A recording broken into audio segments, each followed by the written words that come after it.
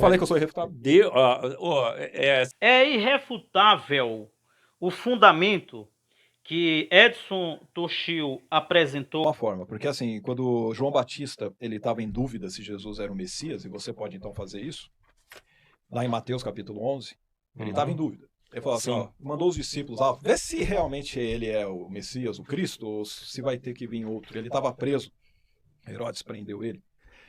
E aí Jesus falou assim, ó, vai para João e fala o seguinte, ó como eu falo direito, ó como eu prego bem, ó como minha mensagem é bonita. Não, ele não falou nada disso. Ele falou assim, ó, os cegos enxergam, os surdos ouvem, os leprosos são purificados, os mortos são ressuscitados. Abre um parênteses, ele não ressuscitou João Batista, talvez porque como cortou a cabeça dele, ele não conseguiria ressuscitar com a cabeça cortada. Mas, beleza, é uma limitação de Jesus, talvez. Então você vai pegar lá, vai falar, ressuscitando mortos. E aos pobres é pregado o evangelho. Ou seja, ele falou claramente, você quer saber se eu sou o Cristo ou não? Está acontecendo isso daqui, ó. Milagres, prodígios e maravilhas. Tanto é que o apóstolo Paulo, em 1 Tessalonicenses, capítulo 1, versículo 5, ele diz claramente que o evangelho dele foi pregado com toda sorte de sinais e prodígios, poder do Espírito Santo. Ele também diz em 1 Coríntios, capítulo 2, versículos 4 e 5, que o meu evangelho não foi até vocês com palavras persuasivas e sabedoria humana, mas em demonstração do Espírito e de poder, para que a sua fé não se apoie em sabedoria de homens. Do mesmo jeito, João, capítulo 14, versículos 12 a 14, disse claramente, todo aquele em verdade vos digo, aquele que crê em mim fará as obras que eu faço e outras maiores fará, porque eu vou para junto do Pai. Tudo que vocês pedirem em meu nome, eu o farei, para que o Pai seja glorificado no Filho. Então, você pegar ali esses textos e você pegar Mateus capítulo 10, versículo 7 e 8, deixando claramente, vai lá e prega o evangelho e acaba aí. Não, não, não. E, curem enfermos, expulsem demônios, purifiquem os leprosos, ressuscitem os mortos. Tem que ter isso, tem que ter sinal, prodígio e maravilha. Marcos capítulo 16 também diz a mesma coisa. Você vai lá, prega o evangelho para toda criatura, quem crê e for batizado será salvo. Quem não crê será condenado. E tem que estar junto. Esses sinais seguirão aos que crerem. Você crê. Expulsarão demônios, falarão novas línguas, se beber algum mortífero não lhes fará dano algum, e porão as mãos sobre os enfermos e os curarão. E diz claramente que eles saíram pregando o evangelho e o Senhor confirmava a palavra da sua pregação pelos sinais que se seguiam. Assim como em Atos está mostrando todos os prodígios acontecendo, não precisava ser apóstolo, bastava crer. E isso é muito claro na Bíblia, lá do Novo Testamento até o final. Tem que ter isso. Sem milagres, prodígios e maravilhas, não tem qualquer diferenciação da sua fé, da sua religião, do seu Deus com o muçulmano, com o hindu, com qualquer outra fé. Eu ia falar budista, mas budista não acredita em Deus, né? Mas acredita em reencarnação, que é outra pseudade, que também isso não existe. Então, assim, se você quer me convencer que Deus me ama e tudo mais, você tem que fazer a palavra dele, que eu falo que ela é mentirosa, que isso aí não acontece, ninguém no planeta já fez isso alguma vez, e eu quero ver se você faz. Se você acredita, manda bala. Tenho que operar milagres para demonstrar a minha fé. Tá acontecendo isso daqui, ó. Milagres, prodígios e maravilhas. Então, é irrefutável o fundamento que Edson Toshio apresentou e muitos outros ateus têm como refutar. O mesmo, neste vídeo, disse que é irrefutável. Então nós vamos analisar se é possível refutar ou não. Esse fundamento é irrefutável. Tem que acontecer milagres. A base principal, a estrutura principal deles é Mateus 21 e 22. A base principal deles é essa. E tudo quanto pedirdes em oração, crendo, recebereis. E aí, Jesus saiu fazendo milagre em todo lugar, em toda parte. Quando nós vamos no Evangelho de Mateus no capítulo 12 e versículos 38 e versículos 39, o que é que está escrito? Então, alguns dos escribas e dos fariseus responderam dizendo: Mestre, quiséramos ver da tua parte algum sinal. Mas ele lhes respondeu e disse: uma geração má e adúltera pede um sinal, porém não lhe dará sinal, senão o sinal do profeta Jonas. Jesus aqui não fez sinal nenhum para demonstrar aos escribas e fariseus que estavam naquele momento pedindo um sinal, né? Isso aí também depois vocês podem ver no próprio Evangelho de Mateus 16 e o versículo 1. E chegando-se os fariseus e os saduceus para o tentarem, pediram-lhe que lhes mostrasse algum sinal do céu. Mas ele respondendo disse-lhes: quando é chegado a tarde, dizeis, haverá bom tempo, porque o céu está rubro. E pela manhã, hoje haverá tempestade, porque o céu está de um vermelho sombrio. Hipócritas, sabeis discernir a face do céu, e não discernis os sinais dos tempos. Uma geração má e adúltera pede um sinal, e nenhum sinal lhe será dado, senão o sinal do profeta Jonas, e deixando-os, retirou-se. Então aqui estava outro grupo, né? Estavam os fariseus e agora os saduceus pedindo um sinal. Jesus realizou este sinal. Então, a gente tem que analisar de forma mais profunda. No livro de Marcos, no capítulo 6, versículo 5, versículo 6, vamos ver se de fato Jesus saía curando todo mundo. Porque, segundo a tese do Toshio, Jesus saiu aí curando todo mundo. Tudo que aparecia na frente, ele saía fazendo sinais. Está acontecendo isso daqui, ó. Milagres, prodígios e maravilhas. Então, bora lá. Marcos, capítulo 6, versículo 5 e 6 diz: e não podia fazer ali nenhuma obra maravilhosa, somente curou alguns poucos enfermos, impondo-lhes as mãos.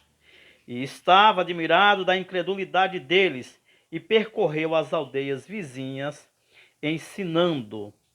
Ele não saiu ali curando todo mundo, fazendo sinais ali para provar que ele era o Cristo, assim como muitos pedem. Agora vamos ver uma outra coisa. Lucas 23 e versículo 8. Herodes estava desejando ver da parte de Cristo um sinal. Será que ele fez esse sinal? E Herodes, quando viu a Jesus, alegrou-se muito, porque havia muito que desejava vê-lo, por ter ouvido dele muitas coisas.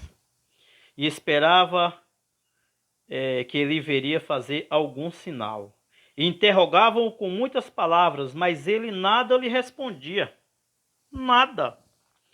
Ele realizou este milagre. Agora, as pessoas que cobram milagres, será que é para de fato crer mesmo? Até na época dos apóstolos, nós encontramos em Atos 4:16, um milagre que aconteceu, que foi notório, né? Eu não vou adentrar dando os detalhes sobre o milagre, mas só a passagem. 4:16 de Atos 4:16, dizendo que havemos de fazer a estes homens, porque a todos os que habitam em Jerusalém é manifesto por eles foi feito um sinal notório, e não podemos negar. Eles viram o milagre e não podiam negar. Isso convenceu eles? Será que de fato convenceram-se os judeus que de fato Jesus era o Messias? Vamos ver o que é que diz 1 Coríntios 1 e versículo 22, que diz: porque os judeus pedem sinal e os gregos buscam sabedoria. Então eles sempre estavam pedindo sinal e não acreditaram. Então esses mesmos que pedem sinais não vai acreditar. Por mais que você ore e alguma coisa aconteça, para eles isso não é não é uma coisa que eles buscam convencer, e sim um desafio para ver qual é, né, a sua reação. É obrigado Deus ouvir as nossas orações, Deus sempre ouve nossas orações. Deus é infiel por isso, Deus deixa de ter poder por isso. A resposta é não. Deus respondeu à oração de Moisés quando ele pediu para entrar na terra prometida e até implorou? Não. Então por que que ele também tem que responder todas as minhas orações, todos os meus pedidos? Ele ouviu a oração e o sacrifício de Davi quando ele orou para aquela criança ser livrada da morte? Resposta: não. Ele salvou os filhos de Jó da morte quando eles foram tentados. Os filhos de Jó foram mortos. E Jó, inclusive, orava pela madrugada, né? pelos seus filhos. O próprio Jesus orou, né? E Deus deu a resposta de não. Paulo orou para que lhe fosse retirado o espinho da carne. Foi necessário Deus responder para ele do jeito que ele queria? Não. Timóteo tinha um problema no estômago, né? E Paulo recomenda a ele tomar vinho. E no livro de Atos diz que através das mãos de Paulo era feito maravilhas. Então essa interpretação não é que ela seja irrefutável, é que devemos analisar de acordo com a Escritura se isso de fato condiz. Outro fator, esse tipo de questionamento, esse tipo de fundamento, nós vemos agora quando o diabo pede para que Jesus transforme as pedras em pães. Ele transformou pedra em pães. E ele, inclusive, usou uma passagem bíblica. Jesus também usou uma outra argumentação. Ele foi lá e transformou essas pedras em pães. Era a hora, né, dele provar que é o Filho de Deus para Satanás, né? Ou ele provar para os escribas, fariseus, saduceus e os membros do Sinédrio que ele era o Messias enviado de Deus. Ele fez isso? Não. Agora por que eu tenho que fazer? Quando Jesus ele estava na cruz, do lado dos dois ladrões, né?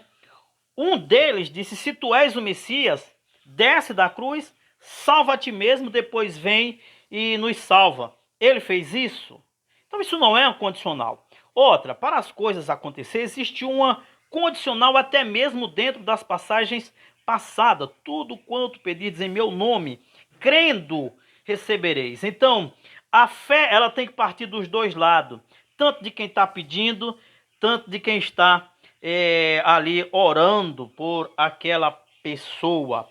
Então, a oração ela é acompanhada de fé. Ela é acompanhada de fé. E também não é pelo fato de alguém desafiar que Deus vai fazer. Você cair em desafios e ir lá e fazer, ir lá e realizar. Não é assim, não é bem assim, não é assim que as coisas funcionam. Em relação aos milagres, a igreja não faz milagre, não acontece milagre nos dias de hoje? Bem, cientificamente, não tem como comprovar. Outro, não encontramos dados em relação às curas, sinais e maravilhas.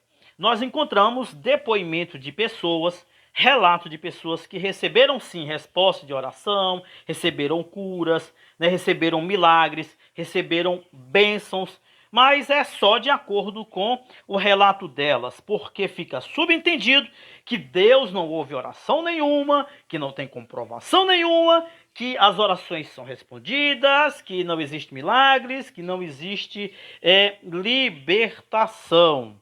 Então, o milagre, ele acontece. Então, o milagre, ele não é o meio pelo qual eu tenho que realizar, eu tenho que fazer, ou Deus tem que fazer para provar que ele é Deus, certo? Esse é uma desculpa. Esta é uma desculpa para não aceitar a fé ou uma forma de atacar, né? Então, essas bases aí, esses versos aí apresentados pelo Toshio, eles não contêm esses textos aqui para a gente ter uma visão completa, uma visão mais inteira, né? Essa visão, né, que o Toshio apresenta, ele está trazendo uma exegese, né, o seu ponto de vista, a sua forma de interpretar. Não é tudo que está na palavra que limita-se somente ao que ele está dizendo. Então, analise por si só estas passagens, Mateus 12, 38 e 39, né, os fariseus pedem sinal, Mateus 16, do versículo 1 ao 4, e aí essas mesmas passagens também são citadas por Lucas, são citadas por Marcos, né, e a gente vê também aí no Evangelho de João, né, João 2, 18, João 6 e 30,